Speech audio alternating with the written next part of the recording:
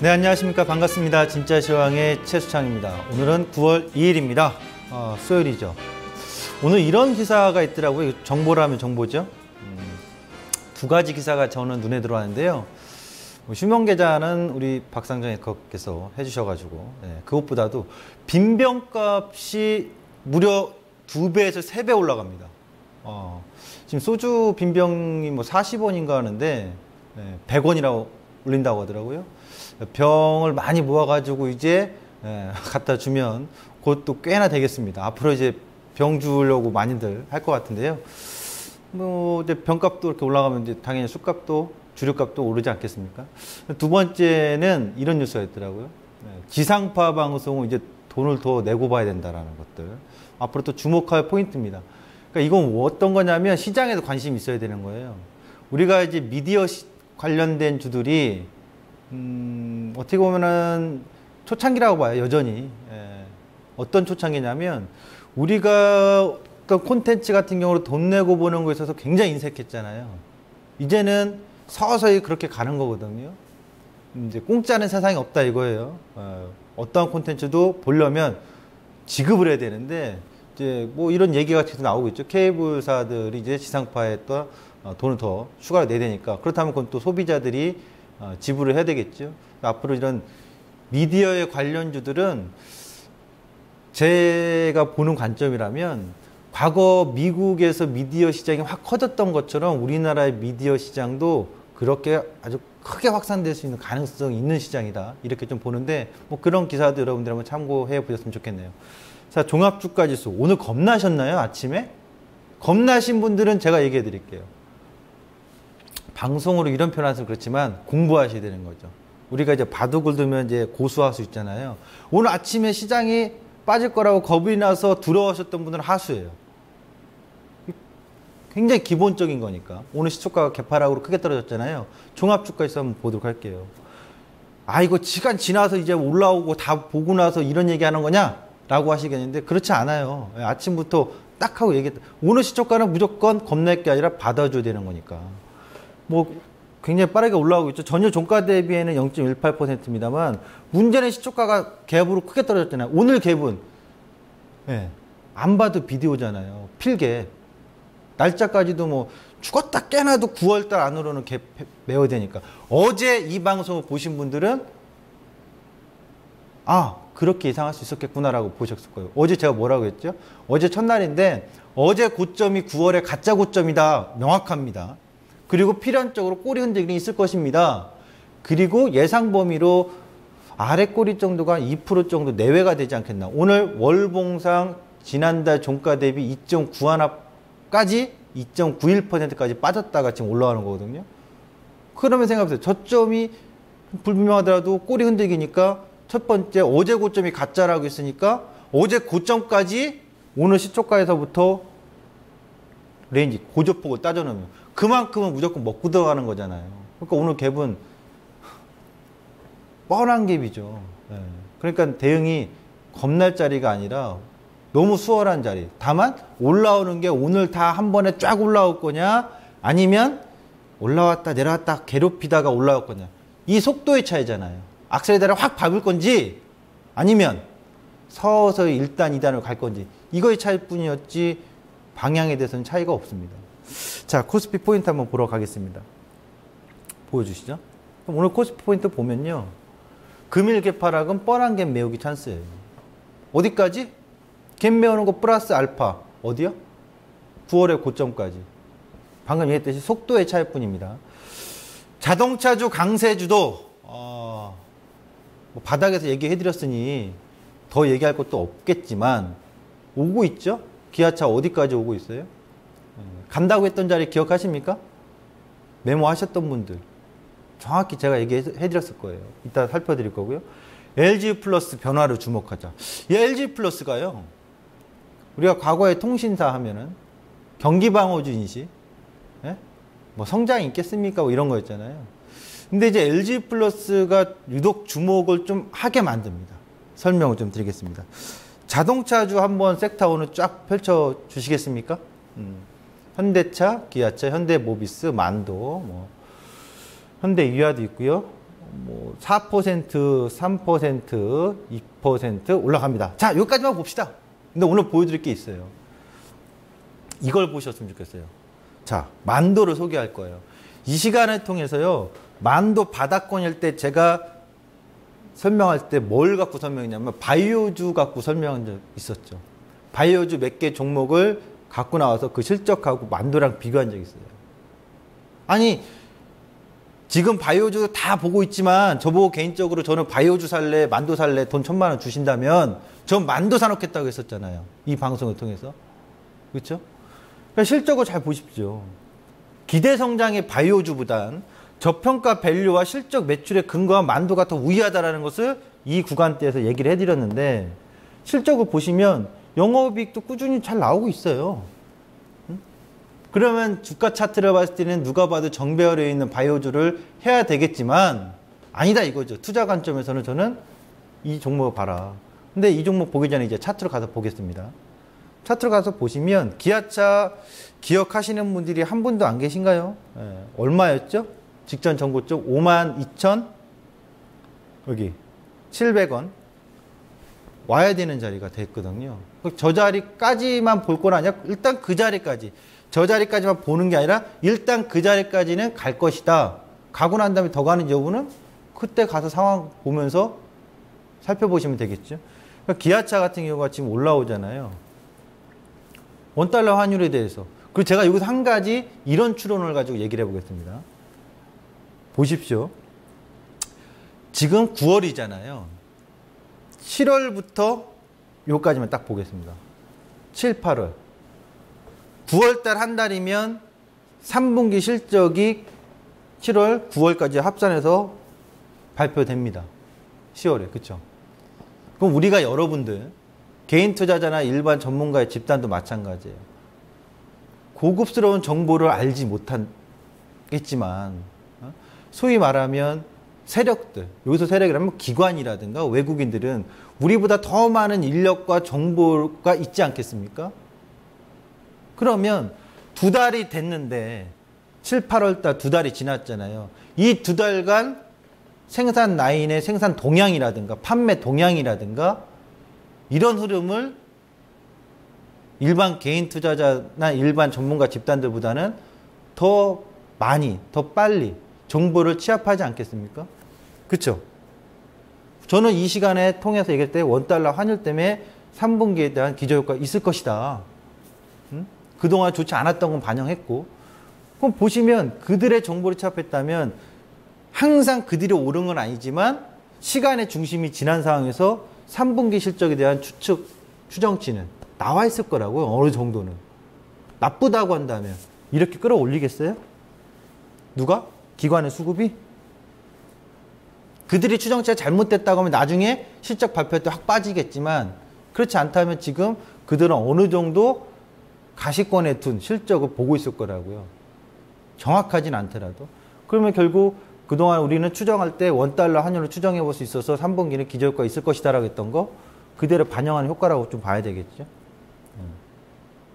이 이야기는 결국 실적은 1, 2, 3개월, 4, 5, 6, 3개월씩 단위로 가잖아요. 하지만 3개월 단위에 한두 달이 지나면, 시간의 중심이 지나면 분명 정보가 더 빠른 기관들이나 외국인들, 세력들은 개인 투자자보다 더 빠르게 정보 취합을 통해서 선별적인 대응을 할 것이다. 이런 추론을 해볼 수 있는 거죠. 그런 과정 속에서 기아차가, 자동차가 이렇게 주도적으로 올라가고 있다. 이렇게 보시면 될 것 같아요. 그럼 당연히 이제 이렇게 되면 어디까지 가봐야 되는 거예요? 네? 52,700원? 아니면 5만원? 아니죠. 실적이 발표되는 그 시점까지는 달려볼 수 있는 거죠. 가져가 볼 수 있는 거다 이거죠. 네, 참고해 주시기 바랍니다. 당연히 그 전에 기술적으로는 한번 이 정고점 자리에 대해서 흔들림은 예상이 되겠죠. 그건 기술적인 분석에 있어서. 그래서 자동차 이렇게 좀 볼 수 있겠고요. 자동차 그래도 하반기 계속 주도적인 힘이 이어지고 있다. 좋습니다. 네. LG 플러스 한번 보겠습니다. 통신주를 갖고 나온 게 참 드물어요. 네. 6.6% 오르는데 왜 오를까요? 먼저 우리가 생각해 볼 때는 이런 거겠죠? 야, 시장 점유율에서 LG 플러스가 고객을 가입자, 순증 가입자가 확 증가했나? 이런 거잖아요. 한번 볼게요. 그런 생각을 해볼 수 있잖아요.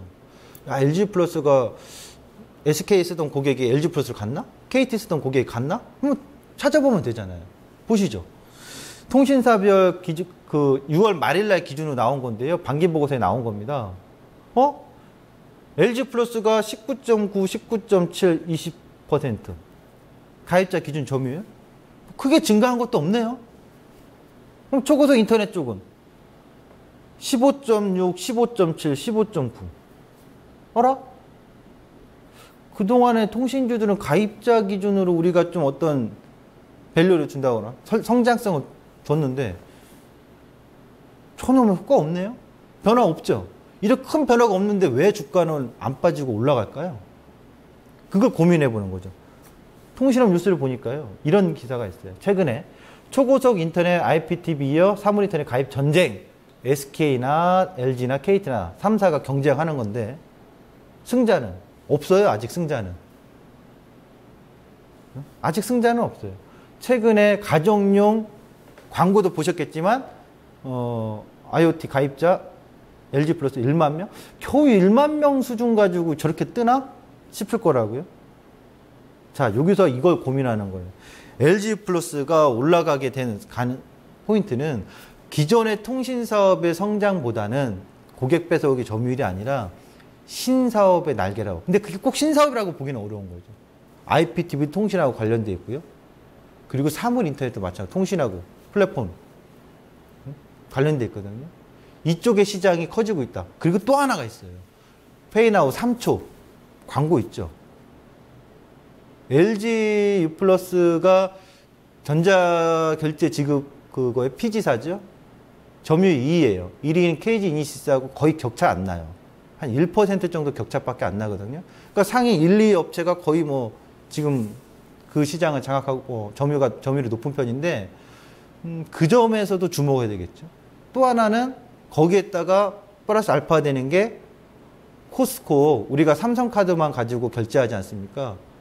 그래서 그 카드사들의 경쟁 입찰 방식을 해가지고 스스로 인하를 정책을 폈던 게 코스트코인데 온라인 쇼핑몰에서의 시장을 개방을 했는데 국내에서 피지사 선정을 LG U 플러스로 했습니다. 그 점이 또 하나의 성장 동력이 되는 거죠. 그러니까 이런 변화를 본다면 통신사가 앞으로 핀테크라든가 사물 인터넷 관련된 어떤 플랫폼이라든가 그 관련돼서는 성장성이 좀 부각될 수도 있다라는 점, 가능성 보시죠. 차트를 보겠습니다. LG U 플러스입니다. 단통법 이후에 마케팅 비용은 많이 절감이 된 것도 영향이 있겠습니다만 이렇게 주가가 올라오고 있거든요. 그러니까 이것이 단순하게 우리가 그동안의 통신사의 어떤 성장이 아니다라고 좀 봐야 되겠죠. 통신주가 실적 성장주로 또 부각될 수 있는 시장성이 새롭게 좀 환경이 변화되는 거 아니냐. 그것은 결국 핀테크나 사물 인터넷 관련된 이슈 때문에 이렇게 봐야 돼요. 여기서 한 가지 더 짚고 넘어가자면 이건 좀 이따 얘기할까? 같이 얘기하는 건 같이 오늘 섞이는 것들이 많거든요. 이 핀테크 사물 인터넷은 분명히 저 시장성을 크게 보고 있거든요. 그래서 그 주목을 해야 되는 건데 이런 점에 있어서 우리가 삼성전자도 새로운 시각을 한 번쯤 봐줘야 될 것 같아요. 그러니까 삼성전자 우리 스마트폰 하이엔드급 이제 프리미엄급은 누가 사냐 그러잖아요. 근데 이번에 이 페이 관련돼서는 해석을 좀 이렇게도 해볼 수 있지 않을까라고 봐요. 무슨 얘기냐면 당연히 중장년층이나 노년층 쪽에서는 당장에 나 당장 페이 써야 돼 이러는 분들은 좀 드물긴 하겠죠. 하지만 젊은 층들로부터는 확산이 빠를 거라고요. 우리가 사실 피처폰에서 스마트폰으로 넘어올 때 당연히 젊은 층부터 수요가 확산되잖아요. 그리고 더 이제 대부분 이제 대다수 국민들이 다 스마트폰 쓰고 있거든요. 피처폰을 고집하는 분들도 계시지만 바로 그거예요. 결국 페이라는 것이 더 확산이 되면 굳이 지금 쓰고 있는 스마트폰을 바꿀 이유는 없겠지만 교체 시기가 빨라질 수도 있는 거죠. 네. 왜 굳이 내가 갤럭시 S5, 6 나온 거 지금 당장 구매 효과가 안 나올 수도 있겠지만 오히려 페이 효과 때문에 빨라질 수도 있는 거죠. 누구나 다 페이 결제를 하는데 편리성이 있다 보니까 그런 거예요. 그런 점에 있어서 관련의 어떤 포인트를 그렇게 좀 볼 수도 있다. 그래서 스마트폰에 대해서 자꾸 부진하다 삼성전자 얘기하는데 뚜껑 열어봐야 되는 겁니다. 그리고 그런 해석도 해본다면 오히려 삼성전자가 애플보다는 좀 더 개방성이 있기 때문에. 그러니까 애플은 약간 폐쇄성이에요. 그리고 접근성이나 편리성이 있는데 호환성이 있어서 아직 부족해요. 사업 가맹점 수가 22만 개, 삼성전자 1000만 개. 그런 점에서 있어서 오히려 이것이 또 다른 시각으로 본다면 삼성전자에 또 기회가 되지 않을까? 이렇게 좀 해석도 해봅니다. 코스닥 포인트 한번 보러 가겠습니다. 아이고, 벌써 시간이 이렇게 됐네요. 코스닥 지수 볼게요. 지수는 간단하게 봅니다. 예. 걔도 600포인트 중반대 있네요. 672. 코스닥 포인트 이겁니다. 핀테크랑 사모니터는 계속 제가 강조하고 있는 이유는 제가 보는 뷰는 올 하반기나 내년 또 앞으로도 바이오보다 훨씬 더 강력한 시장이 이쪽에 있다고 봐요. 그러니까 뭐 팹리스 업체도 있을 거고 보안 업체도 있고 굉장히 많거든요. 자꾸 공부하는 거예요. 핀테크 시동을 걸다 아모텍, 유비밸러스, NFC 관련돼서 스코르셔텍, 지무인식 관련. 아니 결제를 하는데 이제 휴대폰을 잃어버리면 큰일 나잖아요. 보안 결제 관련돼서. 그 다음에 보안에서 라운시큐어, 윈스. 뭐 이 종목군들 대부분 이 시간 통해서 몇 번이고 다뤄졌던 종목들 중에 하나인데요. 좀 보도록 할게요. 아직 나는 핀테크나 이 NFC 관련돼서 느낌이 안 와요. 그러면 이 사진 한 장 보시면 느낌이 오실 겁니다. 아직 이런 결제, 그러니까 구글 월렛이라든가 페이팔이라든가 스퀘어인데요. 요런 결제는 아직 눈에 안 띄죠. 갖다 대가지고 하는 거. 이 갖다 대서 하는 NFC 근거리 이런 거는 아직 눈에 잘 안 띌 건데 요거는 눈에 띄실걸요? 요거? 뭐냐면 매번 세 번째 거는 스퀘어는 지금 소위 우리가 음식을 배달시켜 먹으면 카드 단말기 큰 거 갖고 와서 카드 결제 하는 분도 있죠. 배달 업종이 있으신 분들이. 근데 이거 쓰시는 분 많단 말이에요. 네, 벌써 우리 피부에 와 닿고 있는 건데 투자자분들이 관심이 없는 거예요. 가고 있는 겁니다. 그 다음에 모바일 결제 규모는 엄청납니다. 특히 우리나라같이 이 배달앱 서비스가 확대되는 데에서는 모바일 결제 규모가 나날이 늘어나고 있죠. 안타까운 거 우리나라 지난번에 어떤 조사에 의하면 장차관급인가요? 관계자분들이 모바일 결제 해보신 분이냐고 했더니 2명 정도만 있더라고요. 제 총 인원수를 모르겠네요. 그러면서 이게 혁신이 되겠어요? 근데 우리가 지금 젊은 층들, 주로 소비를 많이 하는 젊은 층들은 뭐 중장년층도 소비를 많이 합니다만 소위 말하면 230, 2030들 대부분 온라인으로 결제하는 게 상당히 많아요. 모바일 결제가. 그런 점에서 시장 규모는 세계 시장은 뭐 어마어마합니다. 같은 해 자료에 따르면 이 2014년 이후의 추정치인데요. 어마어마하거든요. 6천억 달러? 네. 커지면 커졌지 작아질 수는 없는 거죠. 그리고 이제 NFC 시장 규모를 보시면 당연히 NFC 시장 금방 봤던 어떤 결제 방식, 근거리 무선이라든가 리더기 있죠. 시장성이 연평균 30% 이상의 증가예요. 이건 미래창조학부에서 나온 자료예요. 그 다음 것도 마찬가지예요. NFC. 그러면 NFC 지원 단말기가 필요할 거 아니에요. 지금은 제 단말기도 지원 안 돼요. 이제 바꾸려면 저도 단말기 굳이 이걸로 안 바꾸겠죠. NFC 지원된 단말기를 바꾸겠죠. 그럼 교체 수요가 내년에는 더 확산될 수도 있다는 얘기죠. 그래서 NFC 지원 단말기가 2017년도에 27억 대 국내에서도 마찬가지예요. 지금은 굳이 뭐 저거 바꿀 이유가 있어 하겠지만 여러분이 많이 핸드폰이 이제 교체 수요가 왔어. 고장이 심해. 좀 불편해. 그러면 바꿀 때 뭘로 바꾸겠어요?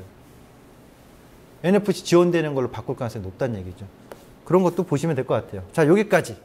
그 관심주들을 계속해서 보셨으면 좋겠습니다. 차트는 보지 않겠습니다. 예, 그 종목군들. 예. 시간이 좀 더 있다면 보겠는데. 시장 이슈. 꿀밤 한 대 때릴게요. 누구를 때리고 싶냐? 중국도 아니고 미국도 아니고 둘 다 같은데 중국발 악재 심리팽배인데요. 냉정해지셔야 돼요. 예. 지금까지 미국이 자국의 위기가 왔을 때 자산 거품이나 아니면 자국의 신용 거품이 왔을 때 자국의 위기가 왔을 때 미국의 주가가 하락장으로 갔지 남의 나라 때문에 온 적은 없어요. 순간순간 하락은 있었지만 미국은 기술주 거품, 서프라임 사태 그때의 공포적인 하락이 크게 왔던 거죠. 자국의 위기가 왔을 때, 남의 나라 위기가 왔을 때, 우리나라 IMF 위기가 왔을 때 미국 시장에 빠졌나요? 천만에 왔습니다. 그러니까 미국에서 자꾸 중국발 얘기하면서 빠지는 건 저는 코미디라고 봐요. 다시 올라갈 자리 뻔히 보이는데도 불구하고 흔드는 관점, 심리에 쫓기고 있다. 저는 그렇게 봅니다. G2의 제조업 지수가 둔화 우려? 요거 한번 볼 거예요. 중국은 그러면 지금 제조업 계속 둔화되는 게 오래 보이니까 기준금리 그래서 계속 인하했던 거잖아요. 그럼 통화부양책을 쓰는 건데 왜 부양책에 대해서 초점을 지금 안 맞추고 자꾸 뭔가 중국이 붕괴될 것만 보고 있을까요? 잘못 해석하고 있는 게 아닌가 싶어요. 미국 경기 해석에 따른 금리 정책. 저거는 불확실성 제거가 될 거예요. 이번에 9월이. 저는 그렇게 해석해요. 금리 인상에 대해서 해라 이거예요. 하든 안 하든 가이드라인을 확실하게 보여줄 거라고 봐요. 그래서 이번에 FOMC는 짓눌렸던 심리의 전환점이 되지 않겠나? 저는 그렇게 생각합니다. 전반적으로 이렇게 좀 해석을 해보고요. 이거 보도록 하죠. 미국 제조업 지수. 미국인데요. 발표됐죠. 미국이 지금 50 이하를 하회한 적이 중간중간에 있긴 있었어요. 2012년도, 14년도. 2008, 9년도 엄청났죠. 그래서 저런 상황 때문에 경기 부양 강력하게 쓴 거 아닙니까? 예상은 52.6이었는데 51.1 나왔어요. 그래도 50을 상회하고 있으니까 아직은 악화? 우려? 생각은 해볼 수 있지만 이건 아니잖아요. 다음 중국입니다. 중국, 그러니까 미국 같은 경우 50을 하회할 경우에가 우려가 되는 거죠. 중국 같은 경우를 보시면 2012년, 14년, 14년 계속 안 좋았거든. 안 좋은 구간도 있었거든. 그러니까 주가가 그때마다 못 갔죠. 그러니까 주가가 왜 올라갔냐 이거 지난번에 얘기했지만 올해 급등했던 거는 니들 잘못 올라간 거야 라고 얘기해 준 거예요. 그래서 제가 했죠. 거품을 빼는 과정이다. 안 좋으니까 주가가 올라갈 만큼 강하게 올라가지 못하고 계속 버텨주거나 2012년, 14년, 14년처럼 바닥에 주가가 움직였어야 되는데 급등해 버리니까 이 신용거품에 따라서 거품을 제거하는 거 나오는 거고 지금은 거품 제거하면서 따라오는 거잖아요. 그럼 지금 최악의 국면이라고 볼 수 있는 거예요. 예상치는 47.2, 47.3. 안 좋은 상황 인식하고 있는 건데 이 상황에서 계속 내버려 둘까요? 정책자들이? 그동안은 우리가 봤잖아요. 세계 국가들이 자국의 경제가 좋지 않고 위기가 오면 부양책, 정책으로 살리려고 계속 노력하고 있는 거 아닙니까? 그런 관점에서 본다면 중국은 경기 부양책에 초점을 맞추는 게 낫지 않겠느냐? 이렇게 좀 봅니다. 코스피 지수는요, 바뀐 게 없어요. 이 전략에서 제가 바뀐 게 없어요. 그러면 이 한 가지만 오늘 얘기하고 싶어요. 230에서 레버리지를 사나, 228에서 사나, 234에서 사나. 저 회계값만 확대해 주시겠어요? 회계값만? 저 244, 246.20. 1차, 2차, 3차, 4차. 1차의 회계값을 오기 전까지는 밑에서 다 매수 관점이에요. 제가 봤을 때. 디테일하게 오르고 내리고 하는 거, 그거는 장중에 좀 해석을 하면서 가야 되는 건데, 지금 뭐 그 디테일한 것보다는 추세적인 건 그렇게 해석을 하면서 가는 게 전 맞다고 봅니다. 그래서 오늘 내려온 것도 일일비 할 자리가 아니고, 오히려 없는 분들은 매수 관점 보는 거고, 주식도 마찬가지고, 레버리지는 당연한 거고. 예, 그래서 지금 시점은 흔들리는 심리보다는 유의자작하면서 내가 먼저 좀 사놨어. 싸게 샀나? 누가 더 싸게 샀나 못 샀나? 그리고 사놓은 거에 따라서 난 234에 샀는데 36에 샀는데 38에 샀는데 좀 비싼데 반등 날까 빨리 팔고 도망가야 되겠다. 팔았다가 다시 사야 되겠다. 팔았다 다시 사는 거는 이제 각자의 몫이겠지만 제 뷰는 방향은 털면서 올라갈 거예요. 그래서 그 방향의 1차 목표값만 여러분들이 기억을 해 두시면 될 것 같습니다. 지금까지 진짜 시황의 최수창이었습니다. 감사합니다.